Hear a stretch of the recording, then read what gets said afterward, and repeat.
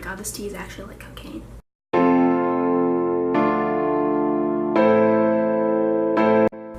So, hello everyone and welcome to my new, recently created, and by recently I mean last night because I didn't sleep, mini-series called Cuppa with Cass, because I like talking and I like tea and I like videos, so we're just gonna pull all these things together. So each week, it's gonna be on Wednesdays, which I'll probably post, although as you guys have seen, I'm not very good at keeping my schedule posting. I will be choosing a topic for each week and just talk about it, and yeah, just kind of give my thoughts, experiences, and whatever. And this week is going to be the theme of my channel, mental health, and my struggles with mental illness and various things, my past, just so you guys can get a little bit of a background on me, how I dealt with it, my biggest problems dealing with it, talking to friends and family about it, or your cats, I can relate to that. Anyway, yeah, just talking about all that, whatnot, kind of just giving my input on it. So, starting at the beginning, I've struggled with depression, anxiety, OCD, borderline personality disorder, various eating disorders since about 7th grade. I had a lot of stuff going on. It kind of just all manifested into that because I had a lot of self-esteem issues anyway, being in 7th grade and that real transition time and transition time of middle school. And yeah, just all of that piled on top of me kind of growing and trying to figure myself out just was not a very good combination. I've also struggled with self-harm and being suicidal for a while. I've gotten better with that though, at least, so that's good. That's good. So yeah, I think the most difficult part about dealing with my mental health problems was coming to terms with it, because most of the time mental health and mental disorders, they have a lot of stigma surrounding them, and it's kind of difficult to come to terms with, especially if it's not exactly justifiable, because for me originally it was justifiable because everything was going on, but I never really got treated for any of it, so it kind of manifested into just sticking around and kind of clogging up my brain. So kind of realizing that it was still a problem and still an issue for me, instead of just ignoring it and kind of hoping it went away because it didn't, it just made it worse. Future reference for that.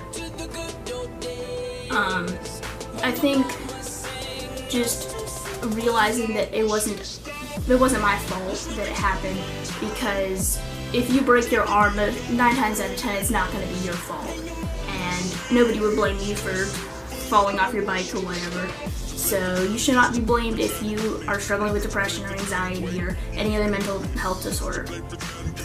So, some tea, which is peppermint by the way, and is delicious, to say the least. My friends and family, my friends kind of found out about it because sadly I did get into like the emo crowd where mental health problems were kind of not the in thing, because it's never cool to have it, but we were all struggling with things, so we kind of just related over that. So I never really had a lot of problems talking to my friends about it, because they were struggling with the same thing. My parents was a different story, because obviously it's a very awkward thing to talk about with your parents, especially like if it's not something you're ready to get help for, or if they notice it on their own, or if you don't even realize that there is a problem. It's kind of difficult to talk about. I'm a tea whore. Anyway, it's difficult to talk about with pretty much anyone, but with your parents, I found that was the most difficult part for me, was trying to tell my parents about it, because it seemed like they did not understand what was going on. They thought it was just my emo phase in 7th grade, which part of it was, but part of it was legitimate issues. And they kind of took it as me rebelling in a way, because that was also around the time I came out as gay. Well, I didn't come out, it was an accident that they found out, which is going to be next week's video coming out and such, so stay tuned for that. But they thought it was all just, I was trying to fit in and be like part of the in crowd or whatever and act like I had all these problems, when in reality I did, but I didn't know how to express it because I was like 12 and I was very emo. God, cue flashbacks of my fringe hair that I dyed and cut myself. Not fun. Do not cut your hair, kids. Do not cut your own hair. But I think that if you're in immediate danger with your mental health, it's definitely a good idea to just kind of own up and like talk to your parents about it, because it'd rather be an awkward situation than you dead. So if you need to, you could talk to them via proxy by telling another relative that you trust, or a teacher that you really like, or a school counselor. I've never had good experiences with school counselors personally, but you do you. I found that part of the reason I made this channel was because writing really helps me, and it's helped me not have to actually talk to people, and even making these videos, because sometimes it's good to just talk without having feedback right that moment. And it makes it easier if you have another coping method besides something that could be detrimental to your health. But if you need help even talking to your parents, like you want to talk to them but you want somebody with you, I always had a lot of help from my aunt. Talking to her, she really relates to me more on a level than my mom and dad do. And it makes it a lot easier if I've already talked to somebody about it and gotten their opinions when I'm not freaking out. So, now moving on to mental health problems outside of yourself.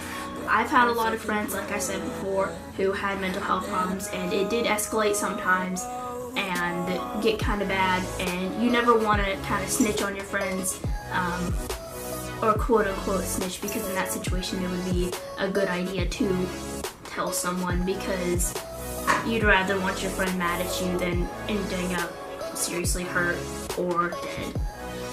Yeah, if you want to talk to them about it first, maybe see if there actually is something going on, because after I've dealt with mental health problems, I have a bad habit of assuming everybody else is having a problem too, even though it might just be a joke or something like that, which kind of makes it confusing. But if you feel like they have a problem but they haven't outright told you, talk to them first. Don't just go telling everybody that they're about to kill themselves if you just took a joke the wrong way. You know what I'm saying? Hey, Aries. There's lipstick all over my cup now. Anyway, if they are in a crisis that you know about and it's an immediate crisis, then definitely just tell someone. Don't wait for their okay, because they're probably not going to give it. In my experience, I haven't always wanted to stop what I was doing, even though I knew it was detrimental to my health. I didn't want help because it was the only thing I had. My mental illness has been the only thing that has stuck beside me, sadly, for the past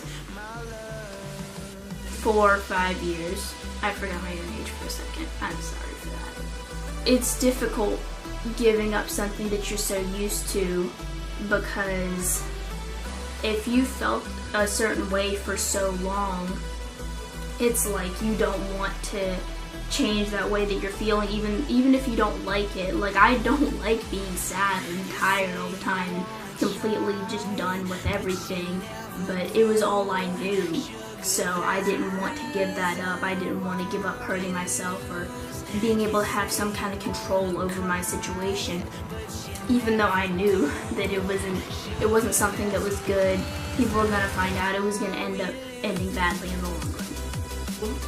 All in all, if you have a problem within yourself or outside of yourself, or even with a brother or sister, I have 6 siblings, 2 of which are step siblings, and if they had an issue going on, I know I would want to probably talk to them first, and then maybe talk to my parents about it, even if they didn't want you to tell, because I never wanted anybody to tell my parents. I didn't want them to know, partially because before, my mom was also dealing with a lot of stuff, so she kind of came down hard on me. That's what she said, sorry.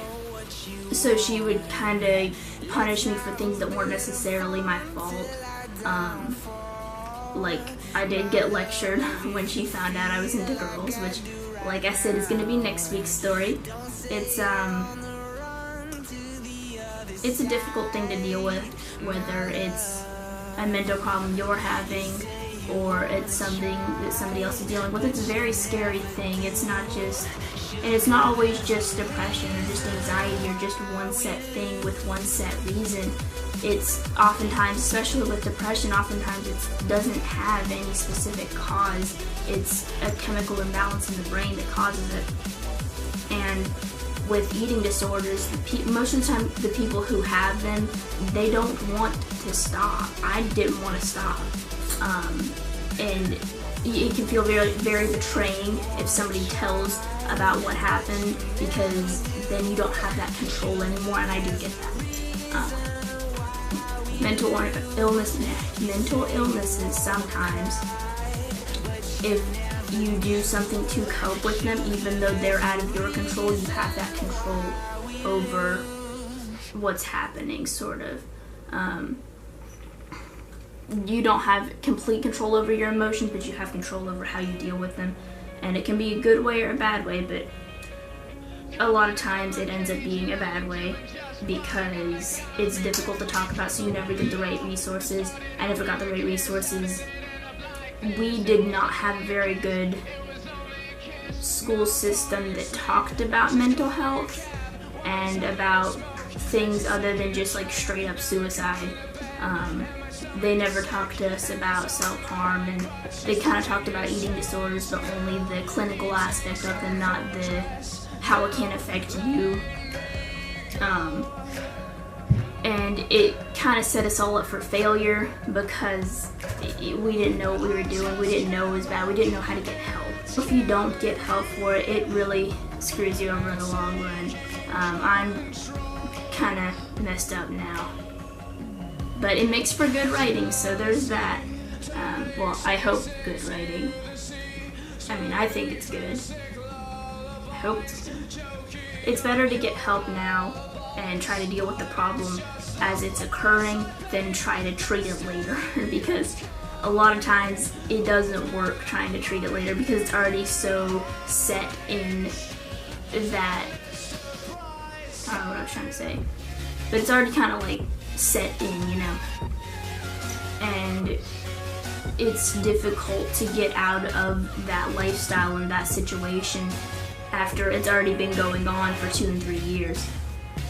So, and prolonged mental health issues that are not addressed can lead to more mental health issues, and it's just not good for you to kind of lose part of your life because of that mental illness. I spent most of my teenage years thus far, I'm only 16, I'll be 17 in November, so not most of my teenage years, but basically my entire teenagehood thus far, I've spent dealing with mental illness and not getting to have a social life or go hang out with friends or do anything because I was too busy sitting at home hating myself. And it's difficult to kind of realize that after the fact, that you kind of gave all that up and you were dealing with all of that, and it kind of feels like something was robbed from you, and it was, but it wasn't something that you had any control over, which I suppose makes it worse in a way. And I think that's all we have time for today, my 8 subscribers. I love how I pretend I'm a big YouTube channel. Yeah, hopefully I'll have more people interested in my videos by next week. Probably not, I'm not very interesting. Hopefully y'all will stay tuned for next week when I talk about my coming out story. Coming out, basically forced out of the closet. And just how to come out, how to deal with it, different things related to LGBT plus and whatnot. Yeah, I hope you guys have a good week, good night, day, wherever you are. Yeah, so take care of yourself, and I hope the day is as lovely as you are. Oh, and I got lipstick on. Been doing just fine, gotta